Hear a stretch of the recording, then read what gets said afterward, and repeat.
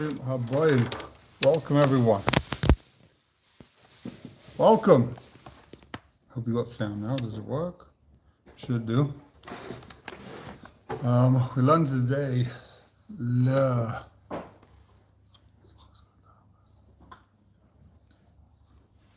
and the Linish's Brochos of Yehuda. Okay. So we have the tremendous privilege to be learning the Eibish's Torah and the greatest mitzvah in the world, which is on Brochos Daf Nun Daled Amud Aleph. So we are on Brochos Daf Nun Daled Amud Aleph. We are about to start the gemorah, halfway down in the white lines. Good morning to you, sir.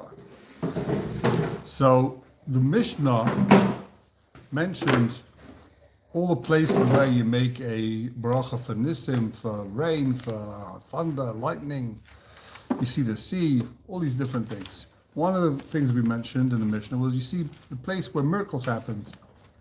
So gemorah asks, Minna hani mili, how do I know that when you go to a place where you see where a miracle happened, or you see a miracle, how do you know you see a miracle, you make a bracha? Amr v'yechon damakra. It says in the verse, "V'yema Yisrael said, Baruch Hashem Asher Hitzil."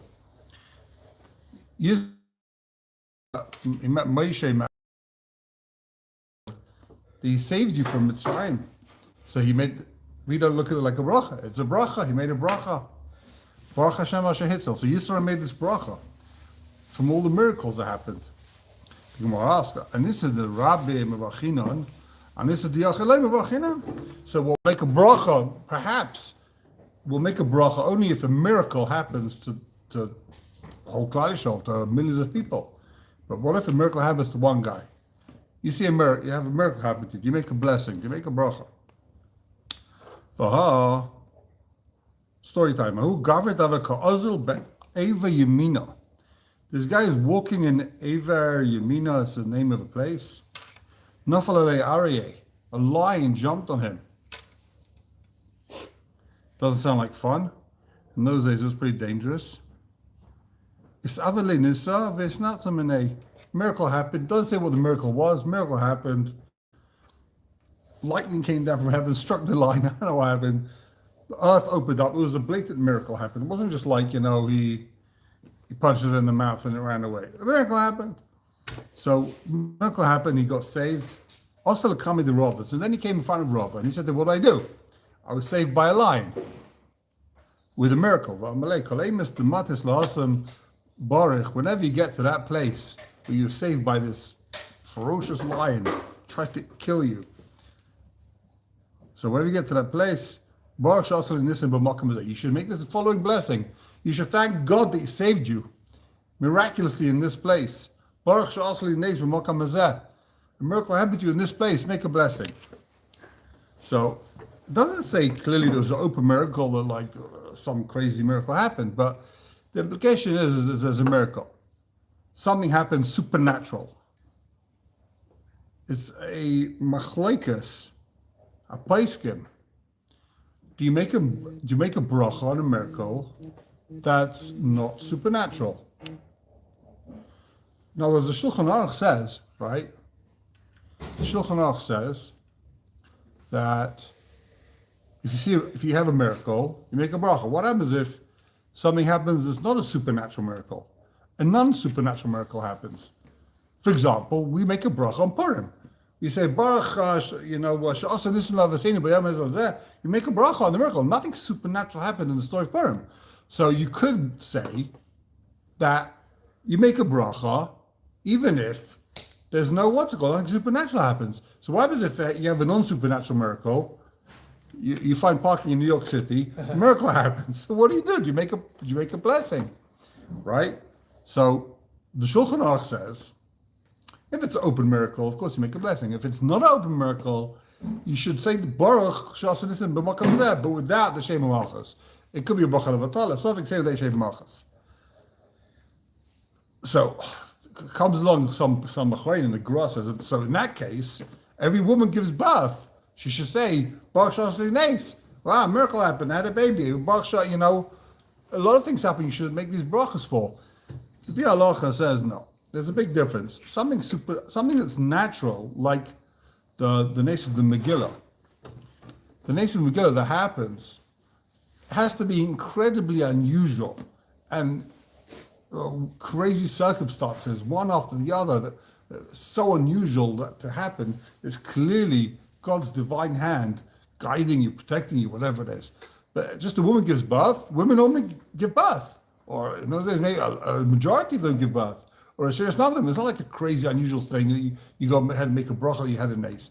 But if you have a miracle that's something happening that's crazy, unusual to you, it's unlikely, statistically improbable, impossible. I don't know what the rates of the numbers are, but it's hard to actually evaluate the statistical probability like something like that, something happening, right? What's the likelihood of it happening? So the story of, then you'd make a bracha. That's how they understand.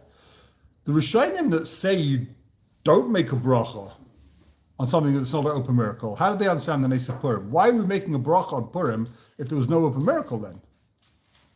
I don't think it's a kasha because Chazal Masakin, but you could say that what they want to answer is that the Nes of Purim, the fact that the king would overrule his original verdict, or the fact that they come and they say certain parts of the story was open miracles. That's like something, it's not supernatural, but it's something that's almost supernatural. Like it doesn't ever happen. Never happens. If something never happens, even though it's not a law of nature, but if it's a law of human nature, then you also make a bracha on it. Okay, says the gemorah. So this guy crossed the sea, and this guy was saved by the lion in a place called Eve Mina, and Rava says make a bracha when you get there. Mar Ravina Avakaza, but picked the Arava is Mar, the son of Ravina. He was going to a place, but picked the Aravis. Pikta means the bika, the valley of Aravis, the valley of where the Aravas grow, maybe. That's where they picked the Aravas for sukkahs, I don't know. He all of a sudden became incredibly thirsty for water. He was dehydrated. He was going to die. He was deathly thirsty. A miracle happened. All of a sudden, a Maya and a waterfall came out of nowhere. Miraculous waterfall. He drank and he was saved. The Su, in another case, the Mechayza. He was walking in the shuk, in the marketplace of a place called Mechayza, comes up in Chazal all the time. And a crazy, wild camel decided to attack him and wouldn't let go of him. Just like, okay, this camel's like, I'm going to get this guy. Starts chasing him through the shuk, trying to kill him, trying to trample him to death. It's interesting. I think Gamal is one of the only animals that it sounds exactly like it used to be. The Gimel and the C is interchangeable, like ABC is Alves Gimel. So Gamal is camel, right? Same word. Novale Gamle Pritza. So what happened? Isparkele Ishte Ashisal, a wall next to him fell down from some house, and Alagavi went into this building to save himself from this camel. So that was a clear miracle. Like all of a sudden, like this wall falls open. I think I say a similar story with Rashi, that his mother, when he was in his mother's stomach, they say you can still see it today in Worms in Germany, that his mother was in a narrow pathway. You know, they used to have these long, narrow pathways with two walls on either side, and horses were coming charging towards his mother. A horse and carriage would have just trampled her to death, and she stepped into the wall, and you see like that's the wall that got this bump. People told me they saw it. Wall has a bump in it where his mother stepped in, you know, with the outline from the stomach. That's how Rashi was saved. Rashi's mother was saved. So I think everyone knows the story about Rashi's father with the diamond. He had a very miraculous, whatever it was, upbringing. So says the Gemara. So this guy was saved from the camel and from the thirst, from dying of dehydration. So what happened? So Kimata la'arvas baruch, when he got to Arvais, when he got to that place where he was thirsty, the valley of Aravais, he said, Brochos blessed is he who made me a miracle in Aravis and with a camel. Kimatel risk to the Mechaiza Baruch, he said, Baruch Shashiris Begamel Baravis. So wherever he was, he made that bracha first. Omri, so the Gemara answers, and this is the Rabbim, Kuma Alma Mechayvi Levruchi. If a miracle happens to the whole nation or to a group of people, to many people, then everyone has to make a bracha. And this is the Achid, if a miracle happens to one guy, Ihu Chayiv Levach, only he has to make a bracha, not everyone else. And you see the little letter the Haggas, the Grob brings, apparently the gears of the Rif was, you have to make a bracha, your kids have to make a bracha, your grandkids have to make a bracha. So if a miracle happens to a place, you go to a place where a miracle happens to your grandfather, you have to make this bracha, the miracle happened to your grandfather. So those two cases look like they were I don't know if you say this, yeah, well, the thing with the waterfall is definitely supernatural, but you could say maybe water comes out of places, you have Mayanot. All of a sudden, water can pop out. But the unlikelihood event that it would happen right then and there when this guy's dying of thirst, he's lying on the floor like, needs water, all of a sudden there's a waterfall, starts spritzing all over him, or a wall of a building falls down right when he needs it. I don't know if you look at it like it's supernatural or if it's natural. I'm not even sure. How do you look at that? Tanrabanan. Said the rabbis, the place where Am Yisrael went through the ocean, went through the sea. Ma'arvus Yardin, the place where the Yarden split. Ma'arvus Nachal Ardon, or Nachal Ardon where it split. Avne El Govish, the stones of El Govish. We're going to see what that means. We're going to see what all these things are. B'moired Beis Chayre. And in a place called Moired Beis Chayre, and Ve'evin Shebikesh Lizrak Oig Melech HaBosh Yisrael.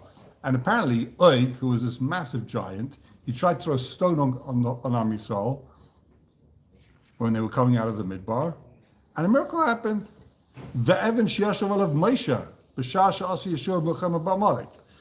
And the stone that Moshe sat on, if you remember the story, Am Yisrael was fighting Amalek, and whenever Moshe lifted up his hands, they won. Whenever he lowered his hands, they lost. He sat on a stone, he was weak, and his hands were heavy.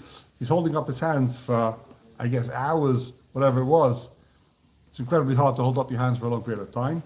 And Aaron and Chur were holding up his hands. He sat on a stone. So you see that stone. I'm not sure why the stone is the miracle, but you see that stone, but that's the place where it happened. So you make a bracha. The Ishta Shalit, you see the Ishta Shalit, you see this thing of salt by the Dead Sea, which they say is Lot's wife. She turned into a pillar of salt. So you see that pillar of salt. So you see, first of all, that they had all these things with Chazal. They wouldn't be planning to make these brachas if they didn't know where it was. They didn't have it. They knew where the pillar of salt was. I mean, there's still like pillars of salt in the Yam HaMelech now, but I'm not sure if they made them like as a resemblance. I don't know what the story is. And the walls of Yerichai, the walls of Yerichai, when they came into Eretz, they fought Yerichai, and says the walls came down, right? So it doesn't mean they fell down like this. They sunk into the ground. We're going to see why. The reason why they sunk into the ground is because the walls of Yerichai were as wide as they were high. So if it was 2 meters high, it was 2 meters wide. The advantage being you can't knock down such a wall. There's nothing to knock it down. You have to literally just move each stone one at a time. There's nowhere to fall. It's a block. You can't knock down a block. You can only knock it down if it's tall, right? So the walls, so where do the walls go? They sunk into the ground, says the gemorah. So, Al-Kula and Tzarach Shit and Haidah v'Shavach if they're Makam. For all these things, you have to thank Hashem. You got to praise Hashem. So, Gemara says, where we split the sea, it says clearly in the pasuk that they crossed the ocean. The sea split, the most famous miracle in the history of the world. Sea split, millions of people walked through the dry land. They say nowadays there's different opinions where it is now. Apparently, there's a lot of documentaries that claim they know where it is, and you can go there, and people scuba dive underneath, and you can see there's still remnants of, in the middle of the ocean, wheels of Roman chariots, or Egyptian chariots rather, like 4-spoke wheels at the bottom of the ocean that have been, calcified, and I don't know, whatever you call it. But apparently there's a it looks like they know where that place was. There's a lot of riots that they know where it was. And you can go there. So if you go to that place, you got to make a bracha. You got to make a bracha. She'asa neis b'makam hazeh. The implication is, I think, in the time of Chazal, they knew where it was. They didn't have any doubts. Now, we've been out of that shop for a couple of thousand years. There's always someone here, but we kind of lost a lot of the Makaris where these things are. But in those days, they used to know. Umarvasa Yardain, the place where they split the Yardain. Okay, sorry, I backed up over there. Marvasa Yardain, the Chsiv, it says in the Pasuk, V'yamda kahanim, noiseh oren bris Hashem, b'chorova b'toicha Yardain. Hikon, v'chol yisol ovim b'chorova ad asher tomu kol hagoy la'avras Yardain. It says blatantly, openly in the Pasuk, that the entire Klal Yisrael, they walked through the Yarden, just like when they came out of Mitzrayim in the desert, they walked through Yam Suf. The Yarden also split. Yeshua split the Yarden. They crossed the River Jordan. Elo, Marvis Nachle Arnon Minalan. Where does it say that they split the water of Nachle Arnon was split? Dichsev, a whole different shot. Al Kain, it says, this is a pasuk I never knew what it means. Al Kain, Yomer b'Sefer Mechamas Hashem. This is the pasuk in the Bible. Therefore, it will say in the book of the wars of the battles of Hashem, Es vohev b'sufa. Es vohev b'sufa. B'soifa means at the end, right? What is es vohev b'sufa? What does that mean? So it's actually a machlekes achronim what the es vohev means. Is it talking about two people, or is it talking about the name of a place? We're going to see. Tana. The Tana says, Es vohev b'sufa is shnei mitzrayim hayu. There was two lepers. They had mitzayra. Two people had leprosy. And they had to walk at the end of Machane Yisrael.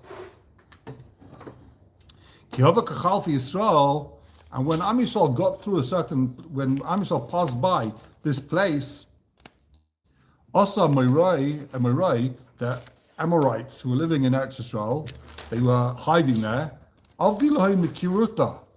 They would hide. They were hiding. They walked through in this valley, and those mountains on the sides. And the Moiri wanted to kill Am Yisrael. So what did they do? Basically, like the Taliban, like they do nowadays, they're hiding in the caves, and when they've gone in front of them, then they'll try and attack them from behind, right? So they hid in caves. And they made caves over there. And they hid inside. And they said, when Yisrael passes by us, when they'll pass by us, we're going to go ahead and kill them. These Amoraim didn't know the Aron have a maski kamayu Yisrael, the Aron where the luchos, the tablets came down from heaven in the Aron, and the Aron went in front of them. And the Aron would flatten miraculously the mountains in front of them. So Kivin das Aron ad beku turi. So when the Aron came through the mountains, it flattened. The two mountains were flattened and got stuck together and killed everyone inside. And the blood of those who were hiding in the caves, sounds like there was a lot of people there hiding, waiting. They got trampled to death by these caves. They got squished to death, and the blood came out. Also, they told Am Yisrael, and they said, Shira. They sang to Hashem. They said,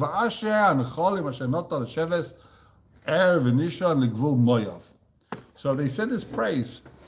That's Esvav B'Sufa. So the machlekes is what happened when they passed a place called Esvav.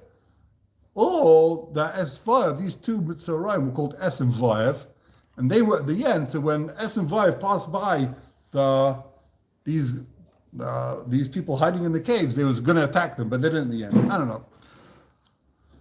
But Kasha that the Achronim ask is, here it says that the land was flattened because of the Aron. But there's a Sifri that says the land was flattened because of Anani HaKavod. So what was it? Was it Anani HaKavod that flattened the land in front of them? Or was it the Aron Bris Hashem? Machlekes l'chayra. No. Says Achronim that the Anani HaKavod will be b'schus Aaron HaKohen, right? We had the Anani HaKavod because of Aaron. When Aaron died, the Anani HaKavod went away. Here they're in Eretz Yisrael already. They're coming into Eretz Yisrael. Aaron, when he was dead, died in the midbar, so there's no longer an covered. So what was fattening the land now? Now the Aaron was fattening the land. Now the Aaron was fattening the land. Okay. Says gemorah, Avnei el Gobish. What's Avnei el Gobish? So Tana Avonim Sha'omdu, the stones that stopped falling midair. These stones are falling midair. Avnei el Gobish. What does it mean? Sha'omdu al gav ish. They stood in the air. B'schus a man. That's what Avnei al gav ish. The stones are sitting in the middle of the sky. I guess they're meteorites that were like flying towards Eretz Israel, or the Midbar, Mitzrayim, we'll see in a second. And mid-there they stopped. Al-Gabayish. V'yardu al-Gabayish. And they came down because of a man. Amdu Gabayish, they're Moshe. They stood in heaven because of a man. It's Moshe. They say, Va'ish Moshe on of Ma'id. Moshe is called the Ish. It says, Va'ish Moshe on of Ma'id. Moshe is called the Ish. He's the man. So the barad stopped midair from coming down. As soon as Moshe raised his hands to stop the barad coming down in Mitzrayim, it stopped midair. And then it came down, it carried on coming down. Yada gavi ish zeh Yeshua. It came down because Yeshua, the chsev, kachlas Yeshua benun ish asher ruach bay. Yeshua benun is called the ish asher ruach aleikim bay, asher ruach. So, vi ben nesech b'nei b'nei Yisrael, v'heim b'moyed beis chayron, Hashem hishachalem avolim gedolos. So when Yeshua was attacking Beis Chayron, so what happened? All of a sudden, he was fighting the Moira in Beis Chayron, and then Yeshua brought down these stones that were suspended midair from when they came out of Mitzrayim. That's Avnei al Govish. So if you see these Avnei al Govish, apparently they would see them. B'zman Chazal, they were lying around. You see these huge boulders that came down from space, I don't know what. They used to see them. You see these stones, you got to make a bracha. Says the gemorah, Even shebikesh oig melech haboshin lizuk al Yisrael. When you see the stone, the oig was this crazy giant. He wanted to throw a stone on Klal Yisrael to kill everyone. We're going to see in a second.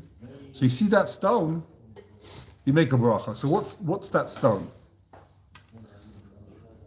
Gemorah Gemirula. We have a Messiah. Gemorah Gemirula means there's a Messiah. We have a. So the Omar. That what happened? Omar Oig Melech Habash said the following: Machane Yisrael Kamahavet Parsi. The camp of Yisrael in the desert was 3 parsi.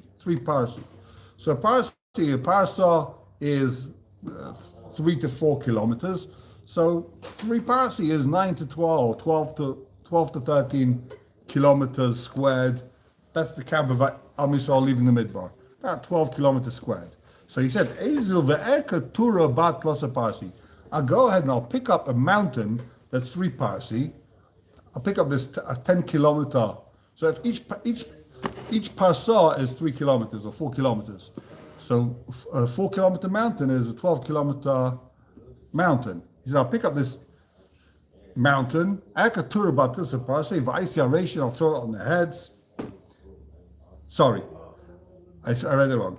Also, I pick up a mountain that's 12 kilometers big and I'll chuck it on them. So if I sell Reishe, I'll bring on my head, he'll carry it to them on his head, this huge mountain, and then I'll throw it on them. Vishti alai, I'll throw it on Maktalim, I'll kill the whole of Klal Yisrael. Also, Akatura Batul he picked up this 3 parsi mountain, Vaisa Reishe, he put it on his head. So, interesting story. Hashem did a miracle. And ants came and made holes in this mountain. Now the mountain fell on top of his head. Sorry. He wanted to take the mountain off his head. He wanted to remove this mountain. And it's a big machlekes achronim if this is all mishalim, if this really happened. The teeth of the mountain where the hole was, been into his neck. So he couldn't take it off his neck. That's what it means in the pasuk. The teeth of the Rishonim you break. What does it mean? Shinner, my dechsev shinner shem Shabbat. You break the teeth of the sinners. Al tikishbat el sharavavta. You made the teeth bigger. The teeth of this mountain was sitting around his neck. They became bigger, so he couldn't take the mountain off his head. So he couldn't kill Klal Yisrael. It's a bit of a machlokes. Does this mean, is this all metaphoric if it really happens? The Maral says it has to be real. It has to really happen. Why? Because if you see the stone, the Mishnah says you make a bracha. This is halacha l'maisa. You see the stone, you make a bracha. So it means there was a stone. There was this huge stone. Well, it doesn't mean that metaphorically. He says also there's metaphorical things going on here. What does it mean? The ants make the hole. Why? Like this guy, Oig, is being beaten by the smallest creature. So how big was Oig? We're going to see in a second. Oig was huge, hundreds of meters tall. But either way, how did he pick up this mountain? The mountain is, if you make a cheshbon, 3 parsai is, if a parsai is between 3, depending on how you measure Amma, it's between 3 and 4 kilometers, something like that. So it's approximately, between almost 4 and 4.8 kilometers a parsah. So it's around 12 kilometers. So 3 parsas is around 12 kilometers, right? So which mountain is 12 kilometers high? Good kasha. So the ones that are above ground, there are bigger ones that are below ground. Maybe that's what it means. They'll pick up like a huge iceberg that's bigger than Mount Everest. Mount Everest is, I think, 9 kilometers high. So you don't have your 12 kilometers. But the cheshbon is, I think, that the side of it, even if it's 9 kilometers vertical, the side is like way bigger than 9 kilometers. It's probably like, I don't know, double that, right? I'm not going to math. It's at least like 1.5 times that. So it's at least 14, 15 kilometers. So that would have been bigger. But I think more interestingly is if you got this massive giant, he's hundreds of meters high, right? He's at least 200 meters tall, the size of the Empire State's Building, massive guy. First of all, so let me just wrap up the last thing. How did he pick up this mountain? So even a guy that's 200 meters big, the mountain's still like, you can't do it, right? So what the Mefarshim explain, the ones that say it means literally, is that he was such a giant because it's from the Bnei Malachim, in the Sefer Bereshis, that the Malachim came down. He's like half angel, half human.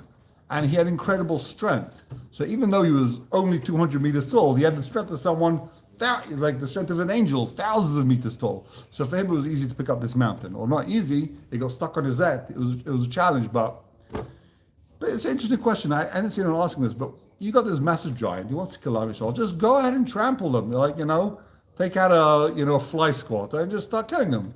Why does he have to pick up a mountain and kill them like in one go? No, there's more effective ways of doing it, right? Instead of picking up this mountain, carrying it from Nepal to Eretz Yisrael, a bit of a schlep, even when you're a giant. So why don't you just trample them? So I think you see at the aside is that he didn't want to kill most of them. He wanted to make sure he kills all of them. This is like the first genocide, Mufush. He had to kill every single one of them. He had to just drop one big thing, kill them all in one go. Because you start killing some of them, they're going to run around, hide in here, get into there. They're going to get out of there. He's not be able to kill them all. He wanted to make sure he kills them all in one go. And that's his side over here. For the Goyim, it's not enough just to kill some Jews. They don't hate us. Anti-Semitism is only racism. It's we have to kill every Jew. That's what they always felt, like Haman. We have to kill every single Jew. Each and every one of them. That's all the anti-Semites through the generations. It's not enough to kill some of them, most of them, part of them. They want to kill every single year. That's the anti-Semites. And this is what he wanted to do. He wanted to kill all of them. It wasn't enough to kill most of them, trample them. He risked his life to kill all of them. Okay. I think we're going to have to end over here, even though we're in the middle of the story. We have another minute, actually. The gemorah says, let's see, we'll wrap up this, we'll try and wrap up Oig. So, Moshe, how tall is Moshe, the gemorah says? Kam mahava es amas, Moshe was 10 amas tall. Moshe was a giant himself. Moshe was the equivalent of 10 amas is approximately, I guess, 3 meters tall. So he's a big guy. Shakal Naga bar Esam, and he took an axe that was 10 amas high. Shavar Esam, and he jumped up 10 amas high. He jumped his own height. So the top of the axe is up there, 30 amas high, 10 meters in the air. Machye bekursle v'katle, and he hit Oig's kabila rashes, kursle, the sole of his foot, the ankle. Kabila rashes is the ankle. and he killed Oig. So I'm saying, how did he kill Oig? By cutting his ankle or cutting below his ankle? So Mepharshim say either means that he fell because he's such a big guy. When this guy falls, he dies. That's how he killed him. Interesting shot. Or maybe the axe just made him bleed to death. I don't know. He cut the vein over there, the nerve. So from that you can see the cheshbon is roughly that he hit him with his axe 30 amasai, which is approximately 10 meters in the air, right? He hit him this height of 3-4 stories high. That's what he hit him with the axe. And that hit his ankle. That means like the ankle is normally on a person around 10 centimeters in the air, right? So that means, and if the average guy is, I don't know, to make it easier, 1.70 meters. So 10 meters, or call it 2 meters for math's sake, my math sucks. So 10 centimeters from a 2-meter guy is a 20th of a guy. So that means a 20th of Eig was 10 meters. So Eig was 200 meters tall. That's why I'm getting the numbers. He was 200 meters tall. Maybe it means maybe hit him below the ankle. So it was only 5 centimeters high in the person, in which case he's 400 meters tall. Either way, he was a big giant. And we will wrap up over here. Thank you very much. Have a wonderful day.